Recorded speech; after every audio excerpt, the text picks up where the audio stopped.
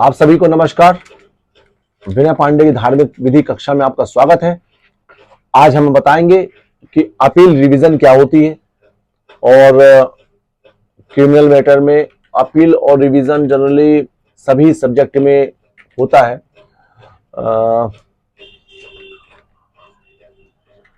उसके लिए मैं आपसे निवेदन करना चाहूंगा कि आप चैनल को सब्सक्राइब करें ताकि हमारे नए नए जो वीडियो जारी होते हैं वो उसमें हम आपको सब अपडेट्स देते रहें।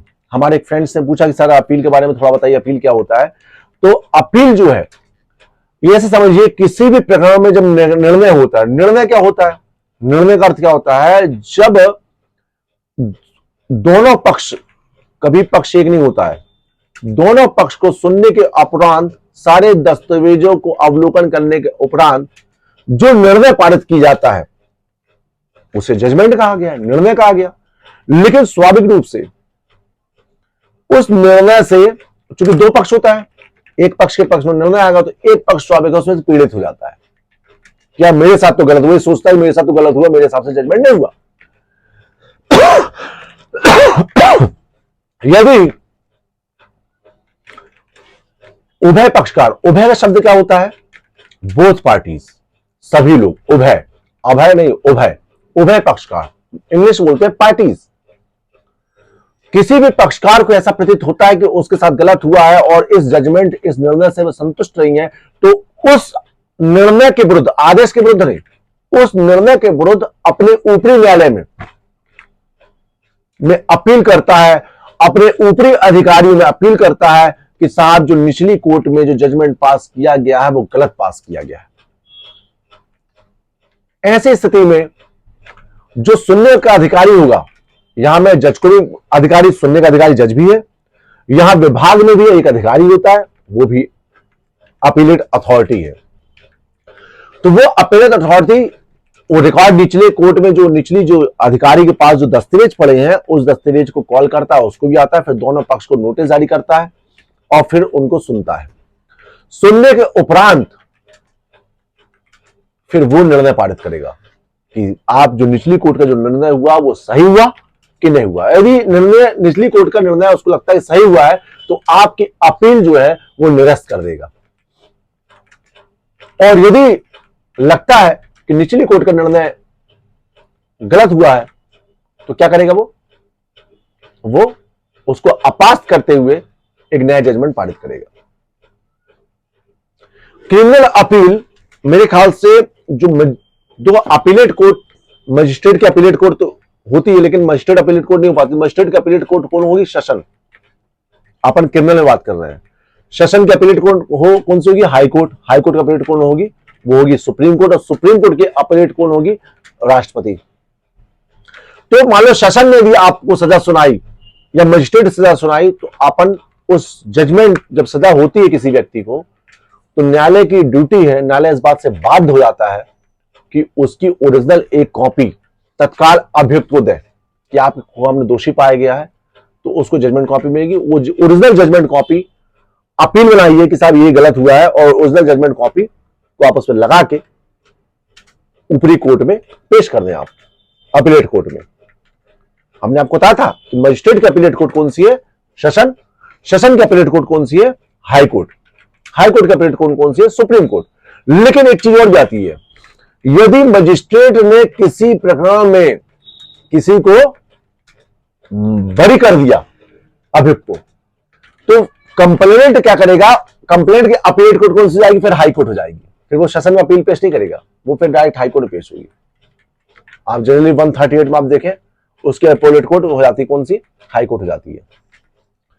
तो आपको बताए वो अपील बना के और पूरे डॉक्यूमेंट लगा के, जजमेंट कॉपी ओरिजिनल लगा के और वकालतनामा के साथ पेश कर देगा, और फिर दोनों पक्षों को नोटिस जारी होने के बाद, दोनों पक्ष को सुनने के उपरांत उसमें जजमेंट पारित होगा। लेकिन आप सोचो कि अपीलेट कोर्ट में कोई नए दस्तावेज हम पेश कर दें तो उसको रीड नहीं किया जाएगा। क्यों? क्योंकि आपने ये बुलाया कि निचली कोर्ट ने जजमेंट किया वो गलत किया है, तो जो डॉक्यूमेंट ऑन रिकॉर्ड नीचे कोर्ट में थे वही रिकॉर्ड को रीड किया जाएगा, ना कि बाहरी कोई रिकॉर्ड को रीड किया जाएगा।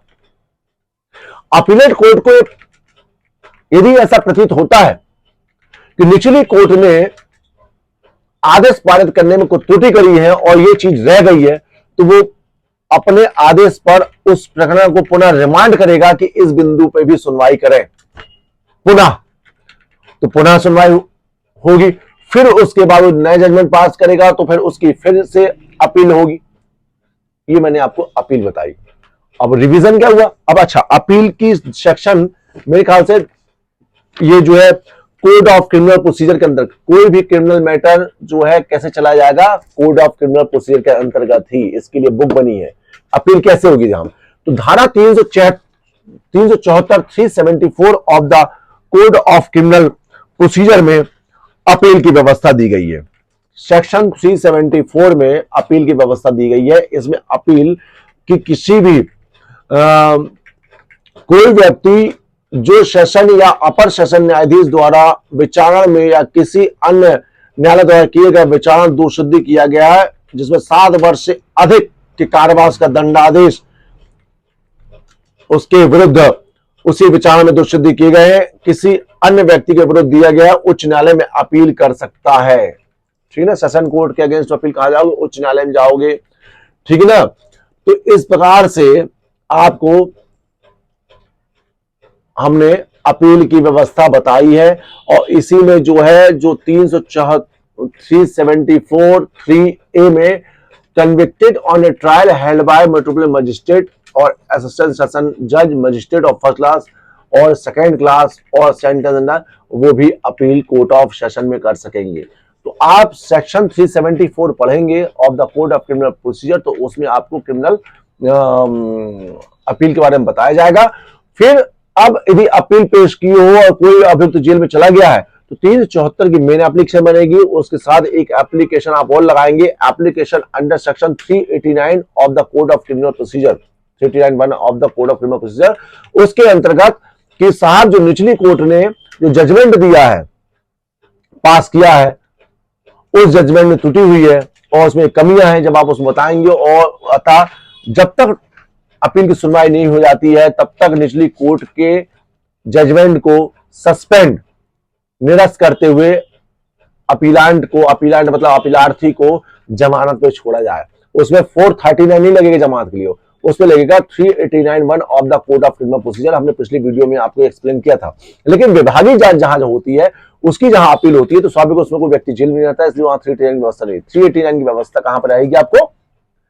389 की व्यवस्था आपको रहेगी सिर्फ और सिर्फ जो अभियुक्त बंद है।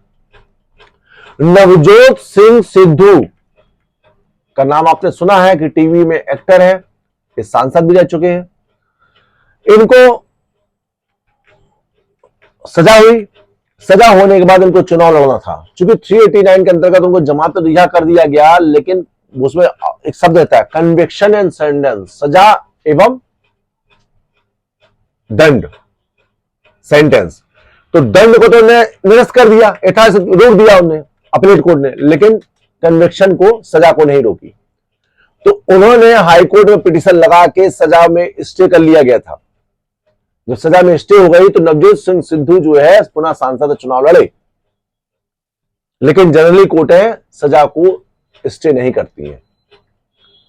तो ये हमने आपको अपीलेट कोर्ट के बारे में बताया। और वही दूसरी साइड यदि हम जाएंगे क्रिमिनल रिवीजन, यदि कोई केस चल रहा है और केस चलने के दौरान हर पेशी में कोई ना कोई आदेश होता है और किसी आदेश से आप क्षुब्ध होते हैं, मतलब आपको पीड़ा होती है, तो उस आदेश की सर्टिफाइड कॉपी निकालकर, प्रमाणित प्रतिलिपि निकालकर आप क्रिमिनल रिवीजन आप ऊपरी कोर्ट में पेश करेंगे। साथ ही जो आदेश पारित किया गया है, अंतरिम आदेश, उसको बोलते हैं अंतरिम आदेश, इंटरिम ऑर्डर, जो पारित किया गया है वह ठीक नहीं किया गया, तो उस आदेश पर जो रिवीजन कोर्ट होगी, ऊपर की कोर्ट होगी, ये भी सेशन में जाएगी, magistrate revision session, session revision high court, high court revision supreme court. तो वो आपके उस आदेश को पढ़ेंगे और उस पर आदेश पारित करेंगे कि जो निचला आदेश सही हुआ कि नहीं हुआ, ठीक अपील जैसे। लेकिन अपील एंटायर पूरे प्रकरण में पढ़ा जाता है, रिवीजन से उस आदेश, मतलब उसका अधिकार, क्षेत्र अधिकार बहुत सीमित होता है रिवीजन का, कि इस में कहां गड़बड़ी हुई है। अपील में पूरा पढ़ा जाएगा, रिवीजन में थोड़ा पढ़ा जाएगा। तो क्रिमिनल रिवीजन किसी भी आदेश के विरुद्ध में जाना क्रिमिनल रिवीजन कहते हैं। आप सभी को नमस्कार, चैनल को सब्सक्राइब करते रहेंगे, हम आपको नए वीडियो वगैरह देते जाएंगे। जय श्री कृष्ण।